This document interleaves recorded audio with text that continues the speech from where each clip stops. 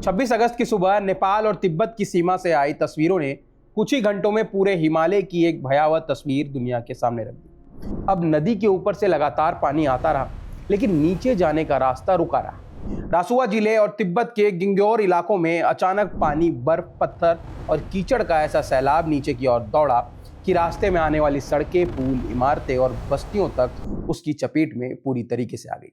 देखते ही देखते नदी का मिजाज बदल गया और जो जलधारा आम दिनों में पहाड़ों के बीच बहती थी, वही कुछ मिनटों के लिए ऐसी विनाशकारी ताकत में बदल गई जिसे रोक पाना लगभग नामुमकिन सा था। अब तक सामने आई जानकारी के हिसाब से इस आपदा में 160 से ज्यादा लोगों की मौत की पुष्टि हो चुकी है और बड़ी संख्या में लोग अभी भी लापता हैं।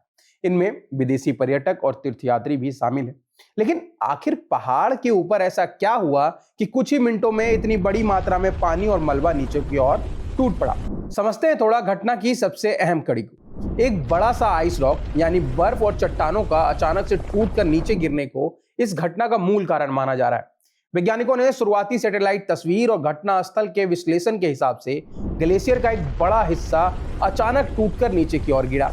यह हिस्सा करीब 0.2 वर्ग किलोमीटर क्षेत्र में फैला हुआ बताया जा रहा है और लगभग 1.2 किलोमीटर की ऊंचाई से नीचे आया।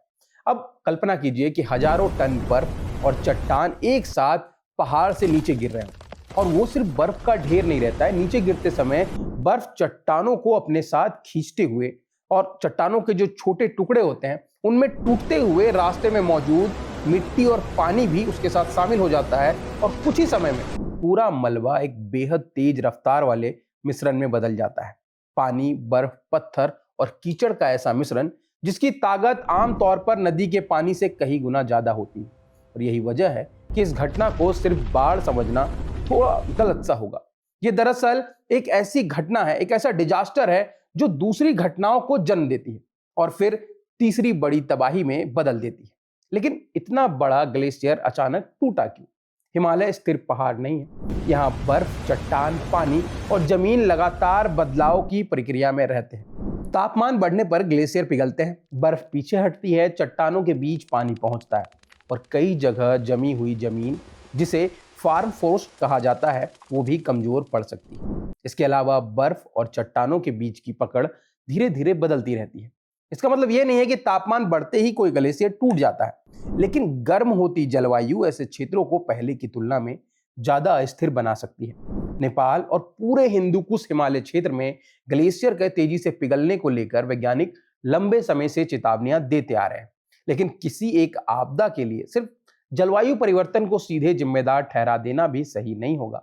वैज्ञानिकों के हिसाब से इस तरह की घटनाएं कई कारणों के मेल से पैदा होती है। बर्फ की स्थिति, चट्टानों की स्थिरता, तापमान, पानी की मौजूदगी, ढलान और इलाके की भौगोलिक बनावट। फिर नदी में क्या हुआ? जिस इलाके में ये कोलैप्स हुआ है वहां छोटी छोटी पहाड़ियां, धाराएं आगे चलकर बड़ी बड़ी नदियों से जुड़ती है। लेंदे कोला इस तरह की एक धारा है जो आगे भोटल कोसी नदी प्रणाली से जुड़ती है। जब बर्फ और चट्टानों का विशाल हिस्सा नीचे आया तो उसने नदी के रास्ते को अचानक से बाधित कर दिया, यानी कुछ समय के लिए नदी के सामने एक तरह का प्राकृतिक अवरोध बन गया। अब नदी के ऊपर से लगातार पानी आता रहा, लेकिन नीचे जाने का रास्ता रुका रहा। इस स्थिति को ऐसे समझिए जैसे किसी पाइप के मुंह पर अचानक से मिट्टी और पत्थर भर दिया जाए। पानी पीछे जमा होता जाए, लेकिन यहाँ फर्क यह है कि ये कोई छोटी पाइप नहीं होती है, बल्कि पहाड़ों के बीच बहने वाली नदी थी और उसके पीछे पानी का दबाव लगातार बढ़ता रहा।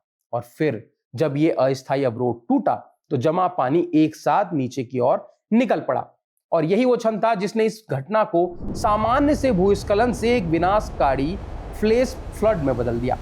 विशेषज्ञों के हिसाब से पानी के अचानक बढ़ने के बाद भोटल कोली के और उससे जुड़ी जो नदियां थी उनमें तेज उफान आ गया। International centre of integrated mountain development के विशेषज्ञों ने बताया कि कुछ जगहों पर त्रिशूल नदी का जलस्तर करीब आधे घंटे में लगभग 9 मीटर तक बढ़ गया था। पहाड़ से टूटकर आई बर्फ और चट्टानें नदी में पहुंची। नदी पहले से तेज थी, फिर उसमें मिट्टी, पत्थर, पेड़ों के टुकड़े और रास्ते में टूटे हुए ढांचे शामिल हो गए। कुछ ही दूरी में ये एक ऐसी मूविंग वॉल में बदल गया जिसमें पानी की तरलता और पत्थर की ठोस ताकत दोनों मौजूद थी। और ऐसी ही ड्रिब्राइज फॉलो अपने रास्ते में आने वाली चीजों को सिर्फ डुबोती नहीं है, वो उन्हें धक्का देती है, तोड़ती है और अपने साथ बहाकर ले जाती है। सड़कें टूट गई, पुल बह गया, गाड़ियां मलबे में दब गई, इमारतों के निचले हिस्से मिट्टी और पत्थरों के गायब हो जाने से गिर गए। नदी के किनारे जो लोग मौजूद थे, जो बस्तियां थी, वहां के लोगों को प्रतिक्रिया देने का भी बहुत कम समय मिला। यूएस जियोलॉजिकल सर्वे के हिसाब से जो रीडिंग है उसमें 8:37 के आसपास 4.4 मैग्नीट्यूड का एक सिस्मिक इवेंट दर्ज किया गया था। इतनी बड़ी तबाही के बीच स्वाभाविक रूप से आशंका हुई कि कहीं भूकंप ने तो पहाड़ को नहीं हिला दिया, लेकिन यूएसजीएस के हिसाब से वहां कोई भूकंप नहीं आया था। जो सिस्मिक सिग्नल रिकॉर्ड किया गया वो खुद ग्लेशियर के टूटने, उसके बाद जो फ्लो था उससे पैदा हुआ। इस घटना ने इतनी ऊर्जा पैदा की कि वो लगभग 5.2 मैग्नीट्यूड का जो सिस्मिक इवेंट था उसकी तरह रिकॉर्ड किया गया। यानी भूकंप ने बाढ़ पैदा नहीं किया। बाढ़ और ग्लेशियर का जो कॉलेप्स था वो घटना थी जिसने जमीन में भूकंप जैसी कंपन पैदा कर दी। इतनी जल्दी इतनी बड़ी तबाही क्यों हुई, ये भी एक सवाल आता है, क्योंकि हिमालय का भूगोल इस तरह की घटनाओं को कई गुना खतरनाक बना देता है। मैदानी इलाकों में पानी को फैलने के लिए जगह मिलती है, लेकिन पहाड़ों में घाटियां बहुत संकरी होती है। नदी एक सीमित रास्ते से बहती है। इसका मतलब है कि ऊपर से आने वाली पानी और मलबा एक तरह के प्राकृतिक फ्यूनल में फंस जाता है। ऊंचाई से गिरने के कारण उसकी रफ्तार बढ़ती है, संकरी घाटी उसे फैलने नहीं देती, और जैसे जैसे वो नीचे आता है अपने साथ और भी मलबा जोड़ता ले जाता है।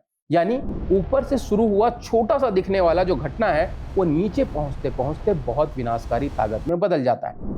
ऊपर पहाड़ में बर्फ और चट्टानों का हिस्सा टूटा, नीचे नदी में पानी और मलबा जमा हुआ, और फिर नदी के रास्ते ये पूरी ताकत कई किलोमीटर नीचे तक पहुंचती चली गई।